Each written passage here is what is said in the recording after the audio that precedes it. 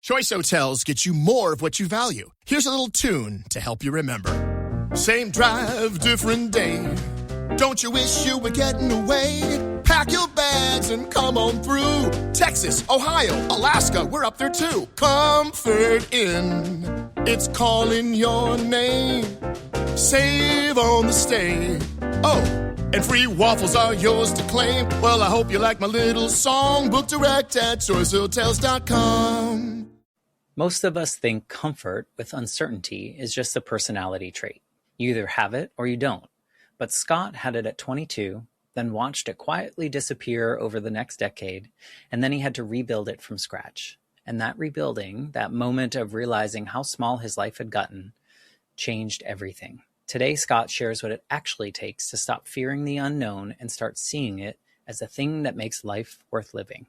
It was during COVID when I was having kind of challenges coping with all of the uncertainty out there in the world, and in talking with the therapist, really realized that I was being extremely hard on myself, that I was trying to be obsessively productive all the time. You're listening to the Life Shift Podcast. I'm your host, Matt Gilhooly. This show is built around one simple idea, that sometimes a single moment can change how we see everything. Each week, I talk with someone about the moment that shifted their life and how they learned to live differently after it. These are not stories about having it all figured out. They are stories about what it looks like to keep going once the story changes. Thank you for being here. Here's today's story.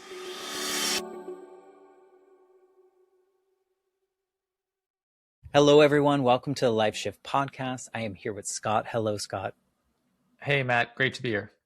Well, it is great to talk to you finally, because we've been trying to do this for 9 months, something a really long time, in which your life has probably changed since that moment as well. Yeah, it's great that we have the opportunity to meet, and yeah, it's amazing. The world changes a lot in 9 months. It's so true. What's interesting though, and I think it's probably true for a lot of people. Typically, I talk to people about these life shift moments that have probably happened longer than, say, a year ago. Like, they've had time to reflect on these moments. And so sometimes I'm worried that if it takes 6 months for the episode to come out, that their life is going to be completely different. But so far, so good. We're pretty safe. Maybe the early episodes, life has changed a lot, but I think, pretty current. Yeah, totally. I mean, I think that it's, life changes, but also some things always remain constant. You know it. Yeah. Well, I appreciate you wanting to be a part of the Life Shift Podcast.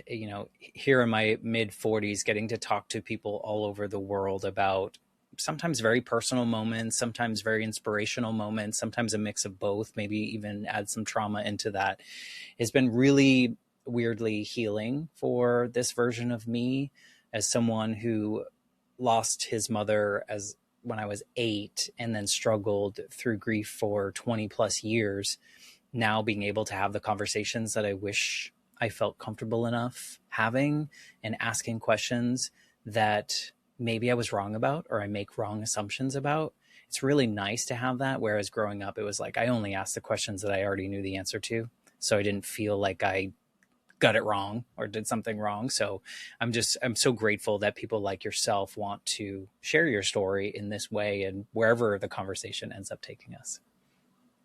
Yeah, it's important for people to, be authentic. And I think also to have candid stories about their life. And I think ultimately we learn more from people sharing stories than often from specific frameworks. Oh, I agree. And there's so many people out there that will resonate with your story, whatever parts of it they connect with. And it just helps them feel less alone, or helps them feel validated in certain ways that they thought about things. So I'm looking forward to this. But before we get into your actual story, maybe you can just tell us who Scott is in 2026. How do you show up in the world? How do you identify these days? I am Canadian. I grew up in Nova Scotia. I am an entrepreneur. I founded a charity called Venture for Canada that helps young Canadians be entrepreneurial across the country. For a long time, that was a big part of my identity. I led it for 12 years and founded the organization, and probably still is a part of who I am. I am married. I have a lovely husband named David. We've been together for almost 11 years. I have a cat named Luna, and I wrote a book called The Uncertainty Advantage, which is a guide for young professionals on how to embrace all of the uncertainty that is out there in the world today. And I'm really passionate about helping people learn to see all the opportunities and uncertainty rather than to fear it. Yeah, well, I would venture to say that there's probably more uncertainty than there is certainty these days. Yeah, I mean, I think in some ways we live in one of the most like uncertain times, and it's because the amount of rapid change that's going on in the world. Yeah, and then you could flip it on its head and like you have, I'm assuming, that it's like a positive too, because it gives us this opportunity to create what we want next, how we can move through the world next, how we can show up differently. At least for me, that's how I see. Before it was like, I don't know what tomorrow is going to bring. And now I can like look at it and go, oh, well, tomorrow is going to bring whatever I want it to, because I can create that. So I guess if we look at it with rose-colored glasses, we can feel good about it. Yeah, it's often, I think, in moments of the greatest uncertainty where we have the greatest opportunity in our lives. You know, if you're in the midst of a career rut and you have the resources, like take a couple months off, like reflect, think about what you want to do. And I think there's so much opportunity when you are comfortable sitting in uncertainty. Yeah. When you talk to people, before we get into your story, curious if there is a level of too much uncertainty at which it stifles people. I feel like there's a comfortable level of uncertainty, but if it's like way like blank slate, that could be more detrimental to some folks. Do you see that? I think everyone has a different relationship or comfort level with uncertainty. And it's to say what is too much uncertainty differs by the person. And also that someone's relationship with uncertainty can change and evolve over time. So that person's relationship with uncertainty is temporal. But I would also say that our relationship with uncertainty is so critical, because it's when we're, the more that we can embrace the unknown, the more that we can take risks, like launching businesses or traveling to new places or building new friendships. And I'd encourage folks to just think about like what's all the opportunity in their lives that they can unlock, and their careers as well, when they become more comfortable sitting with the unknown. Well, that's a very nice way of saying, Matt, you're crazy, because there's a certain level of uncertainty that I'm comfortable with, and then there's parts where I'm like, well, this is too many opportunities. Can't take it all. I'll just say too is I think that there's like a Goldilocks like for uncertainty in many ways. What I mean by that is that if there is so much uncertainty in everything in your life, for a lot of people that can cause challenges at a certain point.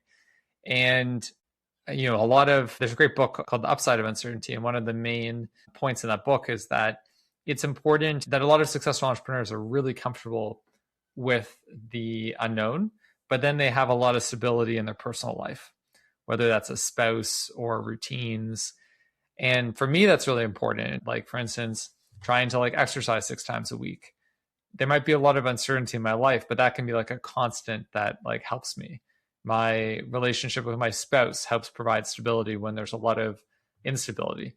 But I think for people, if you're dealing with a lot of business stress, let's say, and then you have a home stress and you have parent stress, and like the list goes on, and then there's a pandemic, then that can push people to the brink. And yeah, I think there is a line of only so much uncertainty that people can reasonably, handle. And then I'd say when you're pushed to that limit, it's impossible to have like compassion for yourself, which is one of the core pillars of the uncertainty advantage. And I put that as the first of the 6 pillars, because I think it's really your ability to be kind to yourself, to say what I'm dealing with is really challenging right now, is what allows you to cope and ultimately thrive in the moments that are the most uncertain, that can be the most challenging. Right. No, that's a really good point. And we could talk about this part all day, but I want to hear your personal story. So perhaps you could paint the picture of the previous version of Scott, or a version of Scott leading up to a main pivotal moment that we're going to talk about today. Like, who was Scott before? Yeah, I'm going to talk about my experience actually in university. And I didn't come out of the closet till I was 21 and almost 22. And I think the closeted version of myself was a lot different, a lot less comfortable embracing kind of who I am or taking risks. And I think I was a lot more fearful of what other people thought or about, yeah, about judgment. And coming out is a gradual process over time. But one of the things I talk about in the uncertainty advantage is I don't think it's a coincidence that within a year of coming out of the closet, I found a venture for Canada and then made huge bets on myself. All that's to say is that I think when you lean into authenticity, when you're true to who you are, it is way easier to take risks. And for me, I think really helped put me on more of a path of creating a lot more impact, a lot more fulfillment, and not trying to live someone else's life, but doing things that actually aligned with me. And yeah, I think that me today, as Scott in 2026, is a lot more confident, a lot more comfortable with uncertainty, a lot more of a risk taker in a good way than the Scott of 2012, who was a lot more timid and a lot more afraid of the external environment and the unknown. So if we go back to your growing up in childhood, did you feel like you had to perform or mask or whatever it might have been to be what you thought other people wanted to see in you? Or were you free to be who you were, and at some point you assumed this role that maybe wasn't allowing you to be your full authentic self? My parents were always very supportive, but I didn't grow up in a broader environment that was very supportive of like gay or queer people. Like I grew up in Dartmouth, Nova Scotia in the 1990s. When I was growing up, I knew pretty much no one else that was publicly out. And the even idea of being gay was like so far removed from what I thought was possible. And same in high school, gay was often a slur. In university, things I would say started to change just with the broader discourse. I first attended university in 2009. And I think that was a moment where there was a watershed and a lot of evolution in terms of how people thought, particularly in the United States, which is where I went to university. So all to say is that, I think the trauma that you have as a kid in terms of not feeling comfortable or feeling stigmatized can take a lot of time to process. And certainly that was my case. And I think it often made me less comfortable with the unknown. That, if you're afraid of what's around you or you're afraid of being your authentic self, it makes you more afraid of uncertainty as well. And when I reflect on some of the people I know who are most comfortable with uncertainty, they're often the people who are also the most comfortable with who they are and are comfortable in their own skin. Yeah, because they've learned to trust themselves fully, I guess, in that way. Would you say that growing up, were you like a good student? Were you very dedicated to your studies, or? Yeah, I was a good student. And, there's another podcast that I once did an interview on. It was about perfectionism and kind of gay men. And there's lots of studies that show that often marginalized people can feel a need to be, to be perfect all the time. And there's a great op-ed that was published in the New York Times right around when I came out, and it's called like the best little boy in the world. And it talks about how, a lot of gay men feel this strong desire to be perfect all the time. And sometimes that can be still very perfectionistic. In my book, The Uncertainty Advantage, I talk about how to overcome perfectionism. And one of the most important mindsets to have is that it is impossible to be perfect. That when you just accept that perfection is unattainable, you can learn to develop a better relationship with failure. And just, if you struggle with perfectionism, I really encourage you just to like say that over to yourself. Like perfectionism is illogical, and it is an impossible goal. Yeah, easier said than done. Yeah, totally. Like for me, it was very much, I became a perfectionist after my mom died because I thought if I wasn't perfect, then my dad was also going to leave. And so that becomes a self-fulfilling prophecy in which it just builds and builds and builds. And then it just becomes part of my nature to become a perfectionist. And it took like, like probably to like 40 to be like, okay, like to your point, it's not attainable. It's not realistic. It's not anything, but it's really hard to break those patterns, I guess. If that's all, like I was just chasing good grades or was chasing whatever it was, the next thing, so that I could show my dad, which he didn't need it, of course, but we just didn't have that conversation. And I would just, that was, my perfectionism was just embedded in me, in the fear that other people were going to leave because I wasn't perfect. And so it comes from a different place, but at the same time, it's like, it's there and it's really hard to shed as much as you want to. It's so hard to shed. And one of the other things I talk about in The Uncertainty Advantage is the importance of focusing on the journey rather than the destination, because we don't control outcomes. We influence outcomes with our decisions, but there's a lot of luck that happens in the world. And the more that you focus on just making high quality decisions and the less you focus on what you can't control, I think the more that you can develop a better relationship with success and with failure. Another thing I talk about in The Uncertainty Advantage is the importance of just recognizing that failure is an important part of life, that you learn things from failure, and that if you're not failing, you're not pushing yourself out of your comfort zone. So learning to develop a better relationship with failure is also really important, I think, to learning to overcome perfectionistic impulses. When did you, I'm assuming part of your life journey taught you some of these things to put in the book, like, or were you always focusing on, like, what is your life shift moment? Is it what you told us, like, as far as coming out, or like trying to figure out how you got to this place? Were you always this way? Were you always focused on the journey? Were you, you said you were perfectionist, and that shouldn't be something that we focus on. So curious of like where you shifted into this different mindset.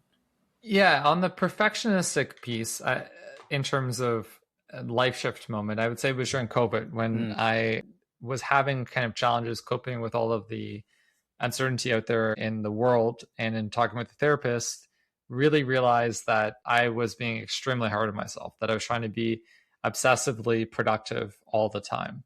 So when I think on that aspect of a life shift, that was something that just naming it and having someone help me identify that in myself was really helpful.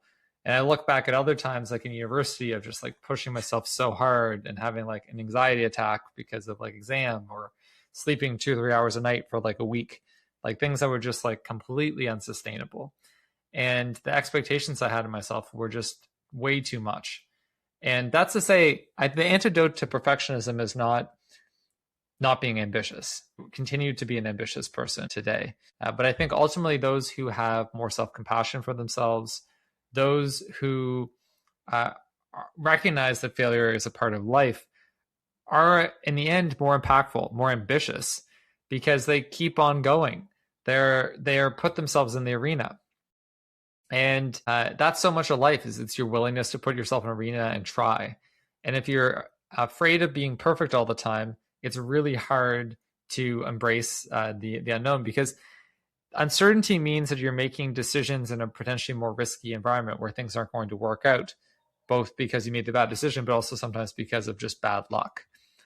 And so in the context of my life experience, that experience really in COVID changed my view of what is, I went probably in 2015, I would say perfectionism is a superpower.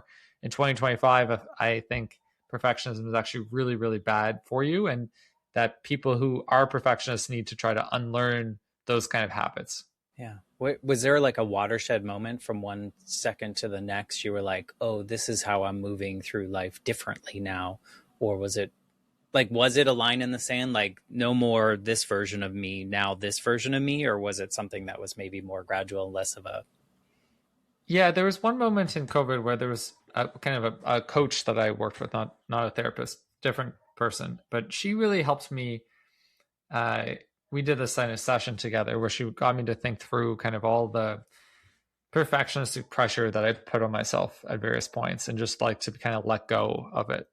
And it sounds cheesy, but in that moment, like 5 years ago, remember it was virtual because it was during COVID.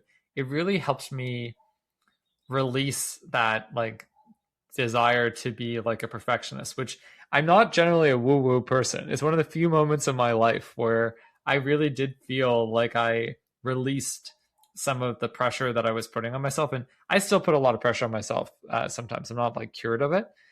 But I think, like so many things in life, none of us are perfectly self-aware, but just being able to name and label and understand our weaknesses is a big part of being able to manage them. And that COVID experience really helped me kind of realize, and I still sometimes I'm like, oh my God, I'm pulling back into that perfectionistic impulse. It's something I'll have to manage my entire life. But if you're not aware of the tendency, then it's really hard to manage it. Well, you're not going to manage it because you're not aware of it. You're not really paying attention to that specifics. How did you start showing up in the world differently for yourself after that? Because I think that's something we see people, or we see like 10 years ago you and this version of you now, and we think, oh, well, was it this long journey? Was it an overnight switch? Like, what do you recall, like what you started to do differently, or was it all just mental, like gymnastics for yourself? Yeah, I think one thing that I started to do differently was like even being more flexible about what I ate. Like I still eat pretty healthy, but not being as like obsessive about healthy kind of eating. I'd say maybe another thing that was like very tangible at the time was just like less a focus on just being productive all the time, although I can still get into that, but just being okay, like, hey, you know what, I'm going to go read for a little bit, or hey, I'm going to go watch some TV. And not to say I didn't do that in COVID, but I think I was really getting pulled into this constant productivity cycle. And yeah, those were a few instances where I think that they were really like tangible, like not checking my email as much. Yeah, yeah, it is. And sometimes as I say that, it's like, okay, I need to be a little bit more careful because that's the one that can pull me back in. Do you remember, or I mean, maybe you could compare the risk that you might have taken before to a risk that you took after that? Like, was there a notable difference when you faced something that the old version of you would have been like, I'm not even gonna take that chance? Was there a big risk that you took? Yeah, so years later, this is kind of, so in COVID I had this awareness. I did Venture for Canada for 12 years, and at the end of 2024 I realized that I was ready to move on and go do something else. Now, when you found a charity that's also a community and has 30 employees and $14 million annual budget, and it's really tied to you personally, that is not an easy thing to exit. So it took around a year. We were able to hire a great new CEO, but it was a very complex and quite lengthy process.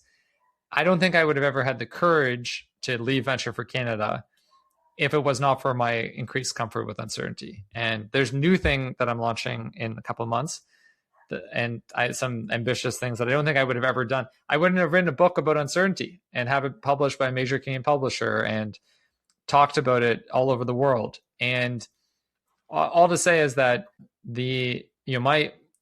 I'm so passionate about talking about uncertainty because I saw in COVID my life become smaller and smaller because of my fear of the unknown.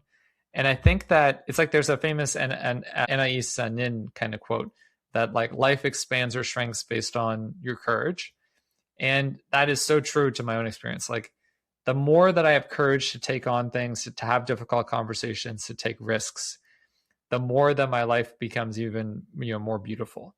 And I think that there's so much beauty out there, but there's also so much in some ways unharnessed beauty or untapped beauty. Like that everyone, one of my life mission statement is to help others achieve their full potential. And I think one of the most, including my own self, one of the main things I think that you can do to unlock potential in your life is just to view uncertainty as an amazing gift. That sometimes, to think if we knew everything going forward in our lives, our lives would be boring as heck. We would not like that. And, or at least I wouldn't. And that uncertainty is like, I think, it can be really challenging. It is one of the things I think makes life so beautiful, so interesting. And I think that it's important more people kind of see that and understand that. Yeah. Do you look back, or do you look back with any regrets of the version of you that didn't take the risks or was a little too measured or any of those things? Or are you someone that's like, that's the past, we carry on? Yeah, I think a little bit. I mean, I probably wish that I would have come out of the closet earlier in university. I think that that would have been something that would have just made my life easier and created less turmoil. I would have said that certainly in COVID, that I hadn't shrunken so much to myself and become afraid of the unknown. That was a long time coming through my 20s, that my sphere of uncertainty kind of got built up. I'd say that that's a big part of it. But I think that it's when you go through, I mean, and you can probably relate to this more than me, Matt, is like when you have some bad things that happen to you. You know, I was bullied a lot as a kid, and my childhood wasn't always the happiest for a variety of reasons. And, you know, when bad things happen, it can make you more afraid of uncertainty because you've seen the bad things happen. And, you know, in some ways, I think that it was sort of in moving through my childhood experience and kind of becoming an adult, it sort of took time to train my brain to not see uncertainty in terms of the worst case possible situation. And when you've seen really bad situations, it's easy for your brain to go there. I mean, one thing I'll share is a lot of researchers show that people often prefer to know a bad outcome than to know an uncertain outcome. And it's because our brains are often hardwired for survival. So when we have an uncertain situation, our brain goes to the worst case possible scenario. I had something recently where there was something and I thought, oh, this person's just trying to do like I was assuming negative intent. And I was like reflecting on it. I was like, I am in a bad headspace there. Like, this is not rational of what I am thinking in this situation.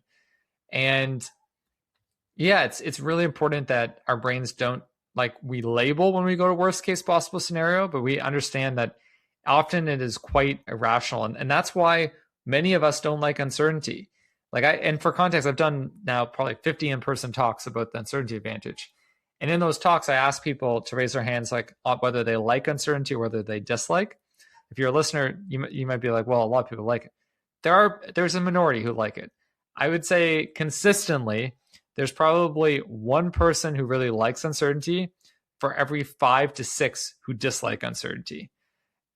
And I do think sometimes really bad or challenging life experiences can at least temporarily make someone fear the unknown in a way that is more significant than for others. Yeah, definitely understand that. I also was thinking, those of us, which is probably everyone, let's be honest, the bad times I'm sure everyone's had a bad time in their life, but going through those, I think it also, and this is so cliche, but I think it helps us see the other side so much brighter and so much more worthwhile. Like, I think if we were all at a steady state and we made an incremental change, it's like, you don't even notice it. It's not, but since we've been in the depths or we've been somewhere that we definitely needed to get out of, now we see this other side of like, oh, why wasn't I doing this? This is so much better. All the pieces that come along with it. So it's like that comparison, and crappy as it is, you can't trade what you went through if you're going to continue enjoying these things up here. Yeah, totally. And I do think one of the things I've also heard from these sessions is I've asked people to reflect on how their relationship with uncertainty has evolved over time. And what I often hear is it's going through really challenging things, like including like raising kids and dealing with business stresses. Like, it can result in a temporary decrease in your comfort with uncertainty, but then in the long run, it can actually make you like more comfortable with the unknown because like you've dealt with it. And I think it can go both ways. Like that's true. And there's post-traumatic stress, but then there's also post-traumatic growth that can exist. And I certainly have seen people who go through really challenging things. And even I think of my own life in challenging moments, often it can make me maybe more temporarily sensitive. But then I think over the long term, it can build more resilience. And I think part of it that is really important, and I talk about this a little bit in the book, is that it's important if you view these challenging moments as situations that made you stronger, that taught you different things. essentially in the way of like Viktor Frankl and Man's Search for Meaning, if you can try to find meaning in pain, I think that that's really important in terms of moving forward with grief. I remember reading an article once and it criticized this concept of like the 5 stages of grief, or like graduating from grief. And it resonated a lot with me, which is to say is that I think often you don't graduate from grief, or you don't graduate from traumatic things. Rather, you move forward with those experiences. And one of I think the challenges is if you go through a challenging thing and you try to box it away, that situation begins to try to control you. And that's where I think ultimately learning to like move forward with that experience, to be open about it. Even if, I mean, I'm not a psychologist, but if you look at how PTSD is treated, it's often about getting those people to picture the really traumatic situation in their head, and to try to be less anxious in terms of their body, and to be more comfortable like sitting and picturing that experience. And I'm giving a very basic or high level kind of description of it, but I think that a lot of learning to develop a better relationship with uncertainty is to accept bad things happen. They will happen. They have happened to you or to most, pretty much everyone, and accepting that and still moving forward and embracing all the unknown is really important. Yeah, I think it just goes back to what you were saying before, and I always think about is that self-awareness. I think if you have that awareness, it allows you to reflect on those things and process them in a way that is healthy. If you don't have that self-awareness, sometimes when you look back on those, I know from personal experience, looking back on those things, they become a crutch. They become a reason why things happened. And as soon as I gained the ability to acknowledge how I was, who I was, why I was that way, and be fully in tune with myself, I was then able to process the dumb things I did because I was pushing down grief, and it just manifested in all sorts of ways, and forgive that part. So I think for me, a lot of it was just finding a space of like true, authentic self-awareness of like, okay, this is really what's happening, and not the previous version in which I was filling in some blanks that were there with whether it was true or not. Yeah, and thanks for sharing your experience. And it resonates a lot. And I think it's to a point like self-awareness, self-reflection is something that's like so critical. And I think one of the things that is really important when you go through these experiences, or like anything in life, is to make that time to like reflect. And in the Uncertainty Advantage, one of the things I talk about is like a specific piece of advice is like diary. I diary, not every night, like around once a month, but I have detailed diaries going back like 15 years. And it's so helpful for reflection of just, and and it's not just diarying. To me, one of the things that's really important is also it's about reflecting back on the diary entries years later, seeing patterns of behavior, seeing how I view that. I think in our more digital world, diary writing is maybe like less common. I would say maybe particularly less common amongst men. I feel like more women I know diary. Yeah. But I think it's quite Men call rare. it journaling. Journaling, yeah. There's not that many men that I know that journal. And I think it's really important. Yeah. I mean, it is. Especially, I always think that the things in my head are much scarier when they're in my head. And when I get them on paper or I say them out loud, I'm like, oh, that's not so bad. I can move through it. I just talked to someone who her entire apartment or house burnt down, and the only thing that survived was like 300 of her diaries that she had from growing up. And so she was like, well, I guess this means something. And she went back and she read everything, and she learned so much about herself and about her journey, because I think when we're in the moments, they're quite different than when we can read them in a span of time. And so to your point, I think, one, get your thoughts out of your head, put them down, mark what's happening, but also then later on, read it, reflect on it, see what's happened in your life. You can learn a lot about ourselves. But I think the hurdle for a lot of people, and probably a lot of people you've met, is the first step is being willing to reflect, to look back on it with honesty and ownership, maybe. Yeah, I mean, I think the ownership piece is important. It relates to acceptance. Yeah, it is. And it's accept that like everything, good and bad, mediocre, is all part of our life. And there are good things in our lives, there are bad things in our lives, there are mediocre things in our lives. Going forward, there will be good things, bad things, and mediocre things. And accepting that that is just all part of the human condition, I think is really important. It makes uncertainty and risk-taking less scary, because when you accept that bad outcomes can happen, they do happen, you can learn, I think, to be more comfortable with risk-taking. So like what would, if we were having this conversation the week before you were meeting with that coach and you had a little woo-woo moment in your life, like how are you looking at life at that point? Because you had accomplished a lot of things, and so you had taken risks and whatnot, but how different is that version of you to now? I think in that time, I was way more afraid of everything. Okay. I think more calculated risks, maybe. I mean, like pre the situation. Yeah. Yeah. I mean, I'd all to say at different points. Like when I left Goldman Sachs at 22 to go found Venture for Canada, I was comfortable with uncertainty. Then my uncertainty muscles atrophied over a decade, and then it took some time to build them back up. Interesting. All to say is I think our relationship with uncertainty ebbs and flows. So when I say like pre and post, I think that when I was like 22, I actually was pretty comfortable with uncertainty. Because you're 22. And then I was 22. Right. Everyone at 22 is a little. It's a little, oh man, so naive on a lot of things. But, then I think I, became more comfortable with uncertainty in recent kind of years. So, all to say too is for me, it's not necessarily like a switch where you just go from being comfortable with uncertainty to not.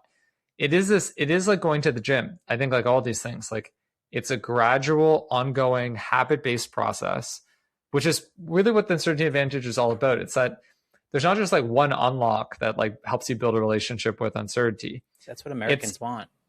Yeah, exactly. There's no Ozempic for uncertainty. I think at the end of the day, you have to learn to develop a better relationship with the unknown through like one of the things I talk about in the book is like gradual risk taking. Like what's like one risk you can take every day, every week that pushes you out of your comfort zone.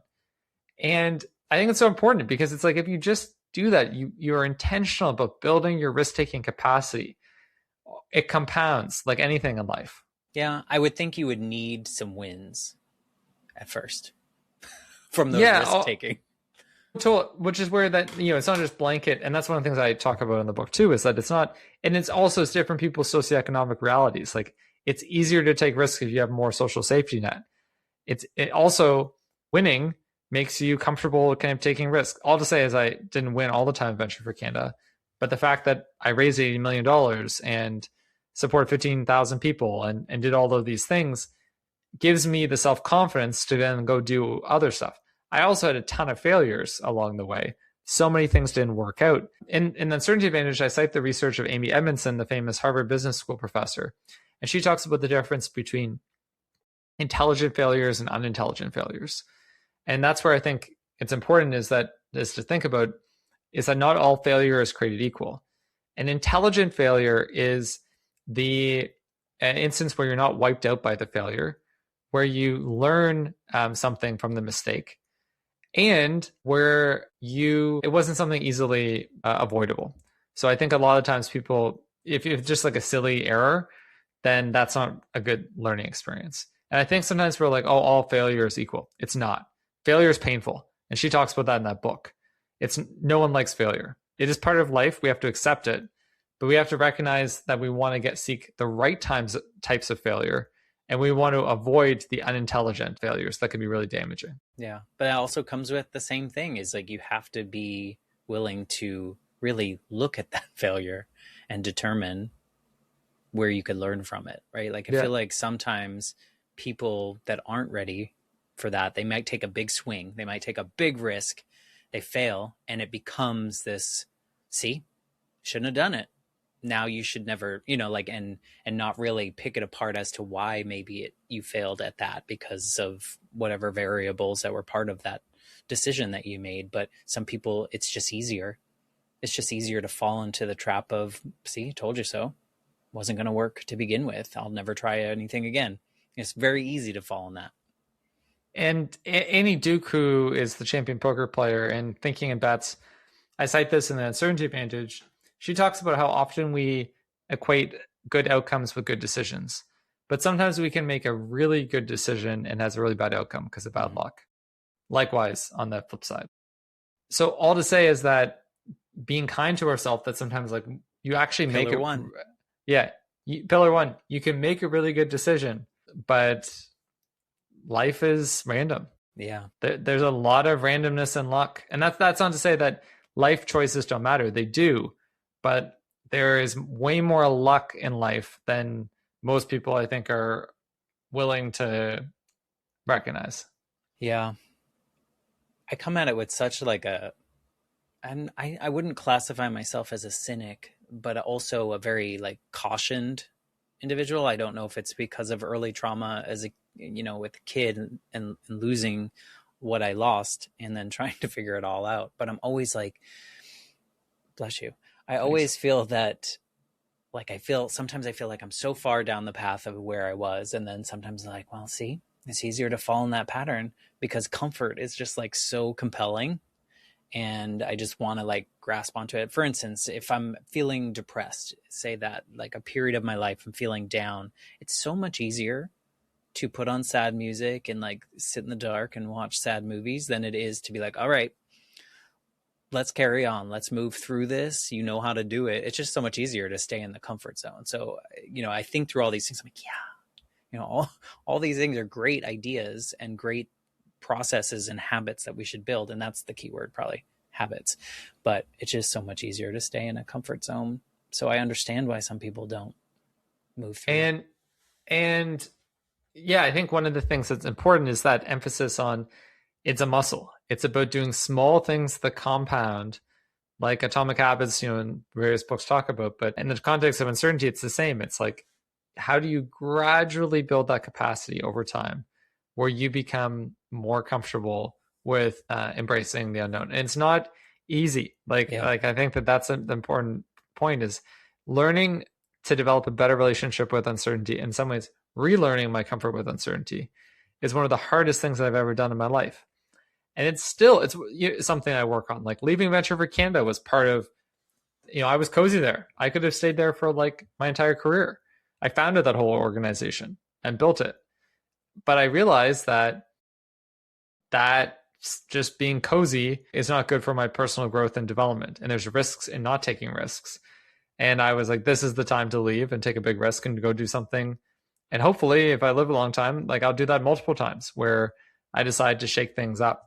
But that decision to leave Venture for Canada was only through years of hard work of building my uncertainty capacity. And I can so many differences of doing that, of just like, the putting myself out there. Even I think of in the context of the Uncertainty Advantage, I did public speaking before, but I've spoken at 50 plus events. I'm in Toronto, but I've like done events in the UK. I've done in the US. All of these things I think of, even this experience of promoting this book has pushed me out of the comfort zone and got me to do a lot of things that I previously had never done. And, I think if you can try to do something novel, like it can be really hard for people, I think, to like, oh, okay, well, I think if you think of it as this binary, comfort with uncertainty, not comfortable with uncertainty, then it's harder to learn to develop a better relationship with it, versus it's like the hard work of like, it's like learning to run a marathon. How do you gradually, build that up over time? I did a half. That was enough. I know. I just did a half marathon actually in Buffalo. Oh. And, one of the things that, I was like, I like half marathons. I'm not sure I'm not into doing a full marathon. Yeah, I don't even want to drive 26 miles. So, I'll do the half, and that was enough. Yeah, no, I think that's really important to think about, like there's not in this instance, like you said before, it's a journey. There is no destiny. You're not going to like, okay, I'm here. I'm 100% comfortable with every uncertain thing that's ever going to face me, right? Like this is something that is a perpetual journey that you're on to practice or work out that particular muscle and be comfortable in reasonable uncertainty. Yeah. Totally. And it's about building an uncertainty practice. Yeah. I guess it's like meditation. It's like all the other things. It's like, you're not going to do it once. You're not going to do something once. And then all of a sudden you're like, I got it. Like nirvana. Here we are. In the book, I go through 6 pillars where it's around self-compassion, adaptability, anti-fragility, generalist skills, entrepreneurial mindset, and network building. And to say it's like all of those 6 pillars together is what helps you learn to develop that better relationship. Did you ever have a moment where you're like, oh, everything kind of clicked, like everything makes sense now in this new version of my life, and maybe that was the impetus to write the book, but like where putting all these practices together where you were like, I got something here, something feels different?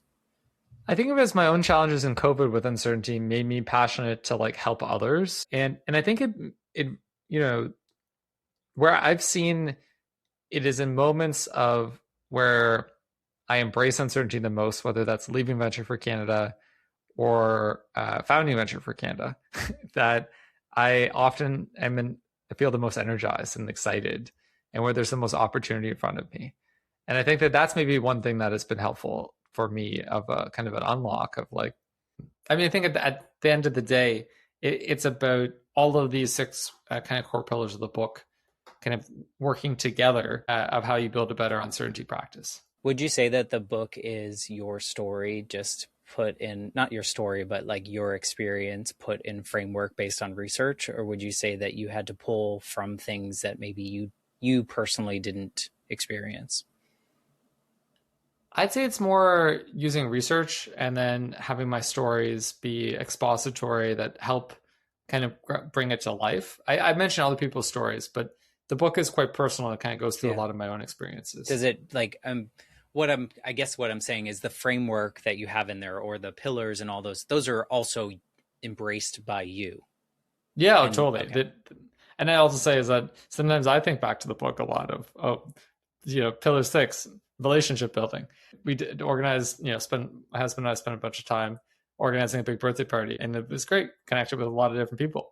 And I think back to network building, maintaining relationships. I mean, that was one big change in COVID too, is that by being more comfortable with uncertainty, I just started becoming a lot more bold and just like inviting people over for dinner, building friendships, like putting myself out there. And I reflect to like, I had my 35th birthday just recently. And, obviously 5 years ago, I had my 30th birthday.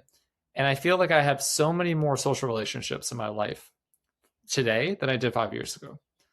Like, it's like a sea change in terms of the number of relationships. And that was through hard work too. And that was, I think being bullied as a kid, I sometimes was afraid to put myself out there. And being more comfortable with who I am, I'm way more bold of just like, hey, want to come to dinner? And if someone rejects me, that's fine. But I've made, through those dinner invites, there's a ton of people who become really, really good friends. And there's a benefit to putting yourself out there. Yeah, I think the more you can show up as like fully you too, and comfortable with who you are, you're attracting the people that are also feeling that way.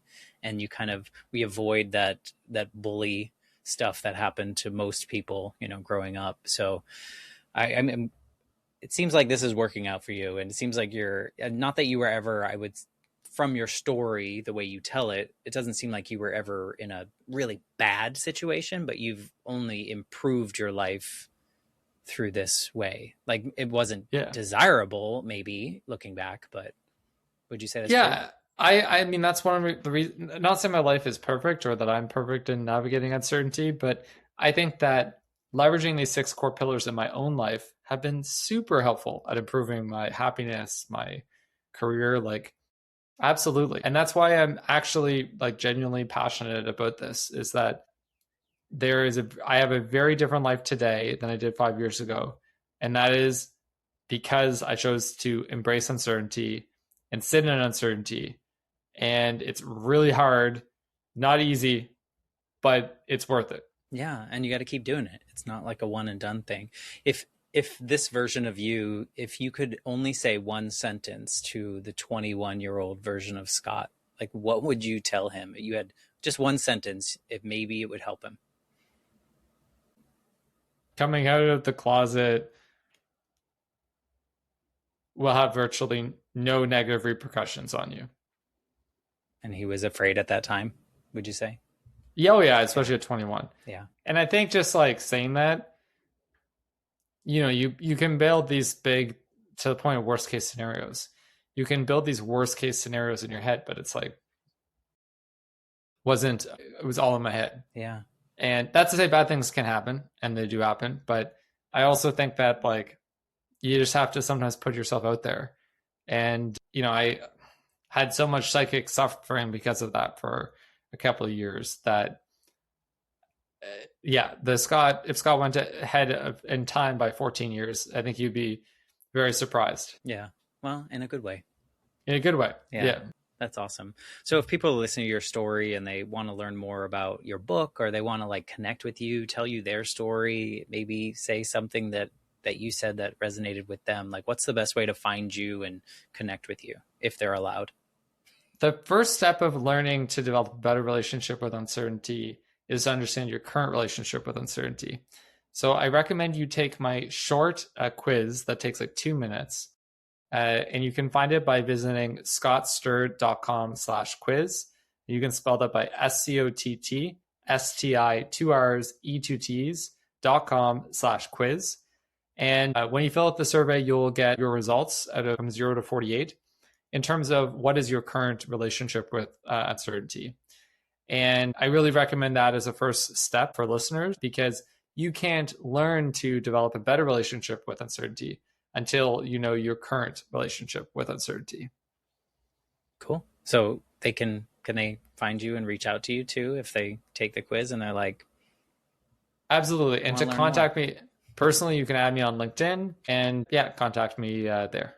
The reason I ask that is I think I know there's so much power in storytelling, and sometimes by listening to other people's stories, we hear permission, we hear validation, we hear something that we needed to hear. And some people haven't shared that with other people. And so if something that you said resonated with someone, I encourage them to reach out and at least share what that drew from them, and maybe there's some power in them letting that out of their head and sharing it with someone else. So Hopefully you are good with that.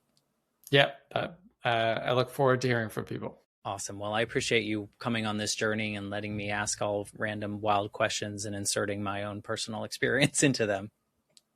Well, thanks so much for having me on, and it was great meeting you. It was nice to meet you as well. Thank you all for listening. With that, I'm going to say goodbye, and I'll be back probably in a couple of days with a brand new episode. Thanks again, Scott. Thanks, Matt. Thank you for listening to the Life Shift Podcast. If you want to learn more, go to www.thelifeshiftpodcast.com. There you can check out all the different episodes. You can check out the blog, some of the reviews for the podcast, and the Life Shift Journal. Links are there so you can purchase your own copy, whether in digital or print format. Thanks again. Hello, friends and mortals. I'm Ray Review, and I invite you to come closer because it's darker than you think. This is where true crime is told by me, Aries Goddess and Keeper of Dark Stories. Every episode, we tell one dark story, the history that rhymes, and the ring of hell they belong. So, when you're ready to get closer to the dark, I'll be dressed for you, and the door is open for you to come closer.